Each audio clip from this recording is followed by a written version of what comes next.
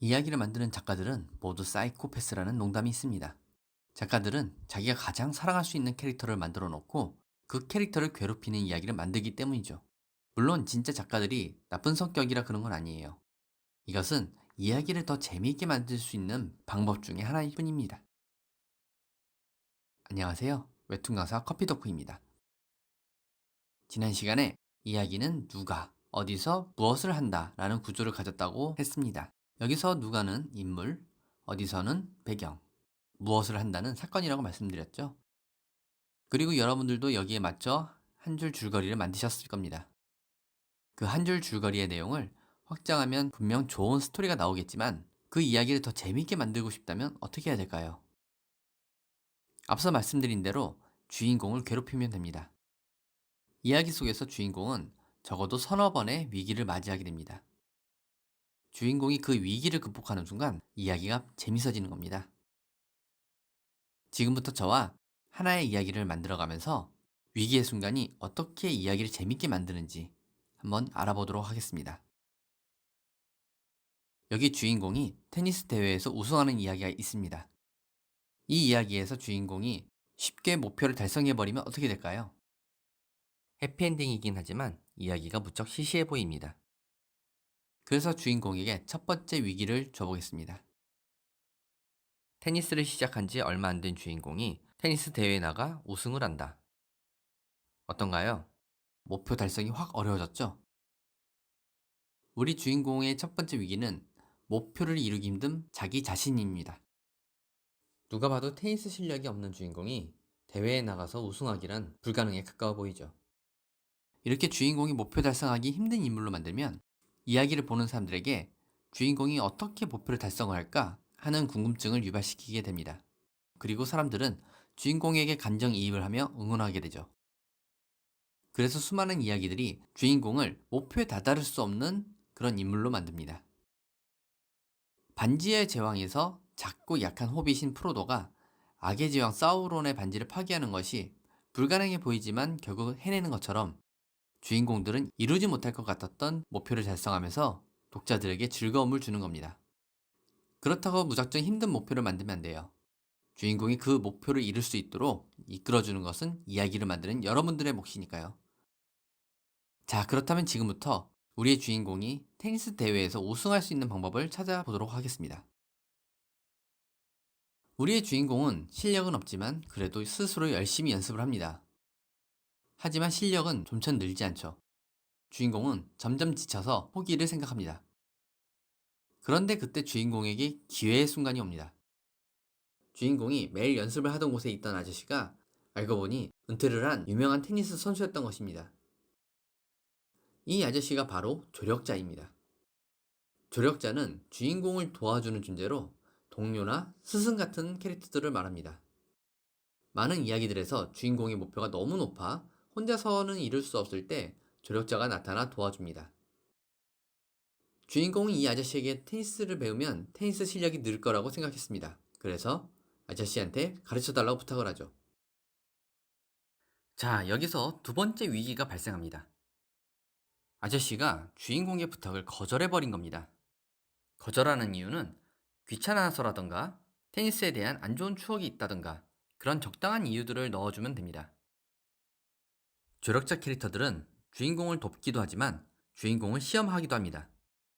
주인공을 도와줘도 괜찮을지 알아보는 것이죠. 보통 조력자가 주는 위기는 쉽게 해결되곤 합니다. 바로 주인공이 끈질기게 부탁하는 바람에 아저씨가 결국 가르쳐 주기로 한 것이죠. 주인공은 아저씨에게 혹독한 훈련을 받으면서 테니스 실력을 쌓기 시작합니다. 시간이 지나고 주인공은 이제 어느 정도 실력을 가진 선수가 되었습니다. 주인공은 대회에 나가 승리를 이어가며 결승까지 올라갑니다. 주인공이 가는 길이 너무 순탄하면 이야기가 재미없어진다 했죠? 그래서 여기에 세 번째 위기가 등장합니다. 결승전에서 만난 상대에게 엄청난 실력 차이로 지고 마는 것이죠. 이 상대가 바로 적대자입니다. 적대자는 게임에서 최종 보스 같은 존재로 주인공이 목표 달성을 하지 못하도록 막는 존재입니다. 그리고 대부분 주인공과 정반대의 성격을 가져서 주인공과 친해질 수가 없습니다. 자, 잠시 종이를 꺼내서 여러분들이 직접 서로 상반되는 단어를 적어보세요. 예를 들어 착함과 나쁨, 차가움과 뜨거움, 달콤함과 씁쓸함, 딱딱함과 말랑함, 거침과 부드러움, 높음, 낮음, 흰색, 검은색, 이렇게 생각나는 대로 쭉 나열해서 적어보세요. 이 단어들을 이용해서 주인공과 적대자의 캐릭터를 만드는 겁니다. 예를 들어 주인공이 밝은 성격이면 적대자는 어두운 성격으로 만들고, 주인공이 착하면 적대자는 악하게, 이런 식으로 말이죠. 우리의 이야기에서는 적대자는 주인공보다 테니스 실력이 월등한 걸로 하겠습니다. 여기에 성격도 주인공은 밝고 활달한 성격이지만 적대자는 냉철하고 어두운 성격이라 하면 더 좋겠죠.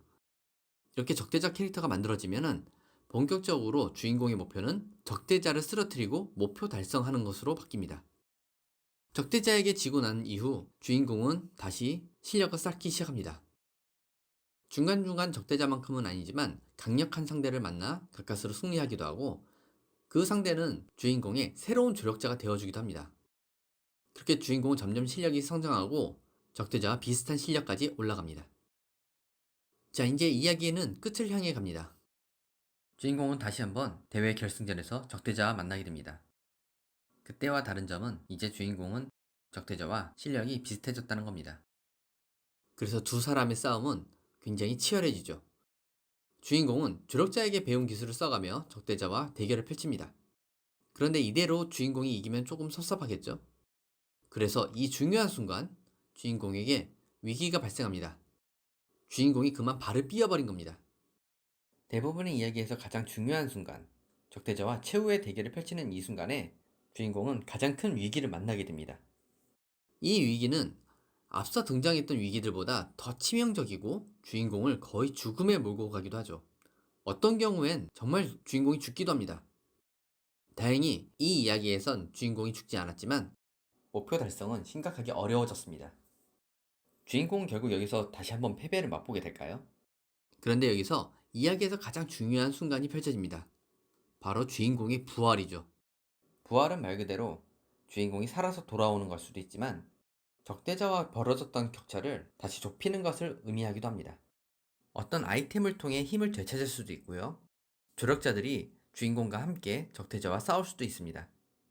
이런 다양한 방법들을 통해 주인공은 다시 한번 적대자와 동등하게 싸울 수 있게 되는 것이죠. 우리의 주인공은 아저씨에게 배운 필살기를 사용해서 이 위기를 극복할 수 있었습니다. 주인공은 다리 부상에도 불구하고 아슬아슬하게 적대자를 이기고 대회에서 우승을 차지하게 됩니다. 이렇게 테니스를 시작한 지 얼마 안 된 주인공이 대회에서 우승하는 이야기는 끝이 났습니다. 어떤가요? 그냥 주인공이 테니스 대회에서 우승했다, 이런 식의 이야기보단 훨씬 재밌어졌죠?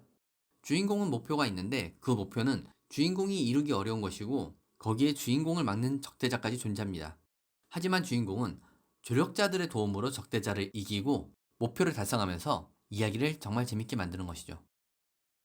자, 오늘은 주인공에게 나타난 위기와 주인공이 그것을 극복하는 법, 그리고 동료인 조력자와 적인 적대자를 소개해드렸습니다. 이야기의 재미는 위기에서 나온다는 것을 잊지 마시고 여러분들께서 재밌게 본 영화나 드라마, 만화의 줄거리를 한번 살펴보세요. 그리고 어디에서 위기가 등장하고 주인공은 그걸 어떻게 극복하는지 한번 잘 살펴보시기 바랍니다. 그러면 여러분들이 이야기를 만들 때 큰 도움이 될 겁니다.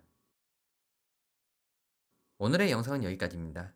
다음 영상에선 더 좋은 내용으로 찾아뵙겠습니다. 시청해주셔서 감사합니다.